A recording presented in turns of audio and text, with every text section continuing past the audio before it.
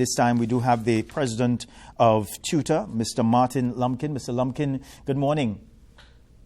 Good morning, Mr. Hopkinson, and good morning, Trinidad and Tobago. Mr. Lum Kin, what's the situation at that school this morning? As far as we are concerned, as far as we're getting the reports, you all hear me, right? Yeah. So things have been back to a sense of normalcy, and I use that in inverted commas.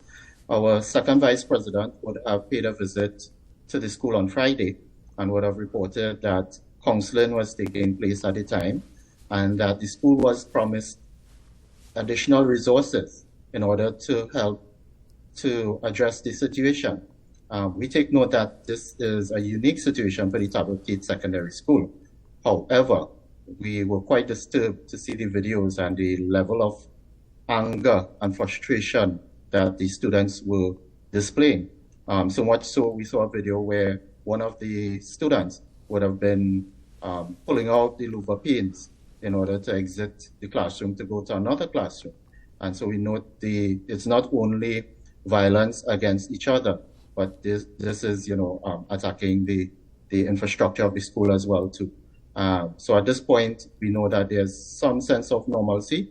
However, counseling takes place and the necessary intervention by Student Support Services Division. However, we still call for additional resources.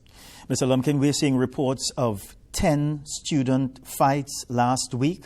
I'm asking, was this bubbling for some time? These tensions? I cannot say at this point in time. However, we would have known of reports coming out of the pandemic and the level of frustration that some of our students would have had being home at, for such a long period of time, and the necessary counseling and the necessary intervention that's taking place. And so it's quite concerning. And as such, from what we're getting from the administration, there didn't seem to be any indication that this would have taken place.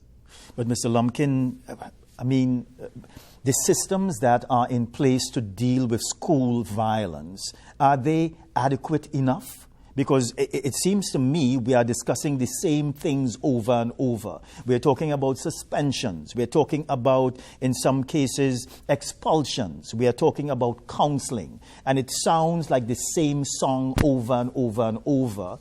And to me, and I'm sure other citizens out there, there has been no let-up. Quite true. There are systems in place, and I can report that our administrators, our educators have been utilizing those systems. However, there needs to be greater intervention. And so it is quite unfair that the school and the educators have to be the ones to implement some of these measures. Yes, the teachers and the educators are with the children for the greater part of the day. However, there are other systems that needs to be put in place. So NGOs, Ministry of Community Development, the Trinidad and Tobago Police Service, I know through the Community Policing Unit, have been trying some programs, but these need to be greater reach. We're also looking at religious bodies, and the whole idea of parenting and family life as well too needs to be focused as well too, because the children come to the school with certain behaviors and certain attitudes, and if it is not inculcated properly at the level of the family is the primary educator, and the family needs to inculcate certain behaviors, values, morals before they come to school. Yes, there are a number of factors affecting the community, and as I said in a previous time, we believe in the old adage that it takes a village to raise a child. And so the role of the community and the role of the family cannot be overemphasized. So the education system will do what it can with the limited resources. I am not chastising the Ministry of Education. We all know funding is an issue right now. However, there are certain levels of intervention that needs to take place. We speak about intervention at the secondary Primary has its intervention. What about at the ECCC level as well too? What are, are there interventions taking place that you can, identify certain behaviors and deal with it at that level? But Mr. Lumkin, do you think what do you think about the response of the Education Ministry? You think that a strong enough message has been sent out to the school population that there must be a zero tolerance approach? Violence will not be tolerated at the nation's schools. And I want to say that although the ministry has been trying, I want to agree with you that it is not strong enough. The interventions are not strong enough as well too. The idea of the Student Support Services Division is a great idea. However, they are under-resourced and they are not fully functional because they do not have the resources that they need to have in order to do that intervention. So it's a great idea. However, it is not utilized in the fullest that it should be.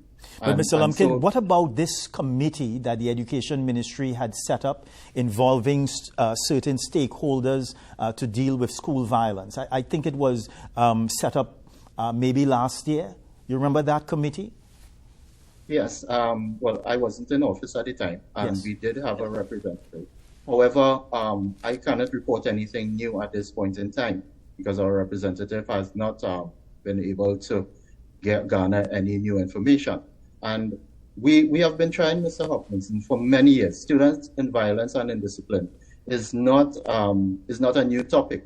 And TTUTA has been calling on the authorities, especially the Ministry of Education. We have a number of papers that deal with it, and the ministry can return to those papers.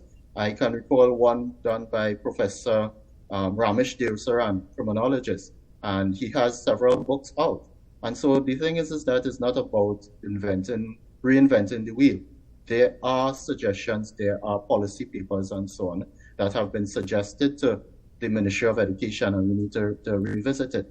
However, there are a number of schools that we have flagged over the years. So apart from Tobago Secondary, the reoccurring school that we're getting reports of, Tranquility Secondary School, and up to recently, there was violence outside of the school. And we are currently investigating, and we're calling on the Ministry of Education to investigate as well. Teachers, the educators, let me say, they have middle management and to appoint administration have been trying their best to curb this. And this is, to me, getting out of hand. They're being the students are being influenced by other elements in the community, and they are bringing it into the school. And schools are supposed to be a safe haven.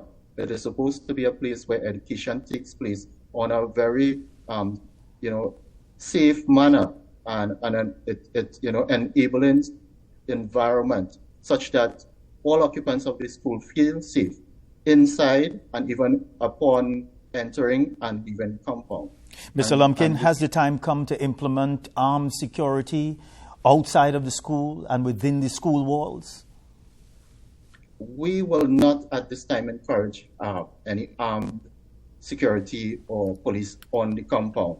That in itself will cause other problems that we would not want at this time.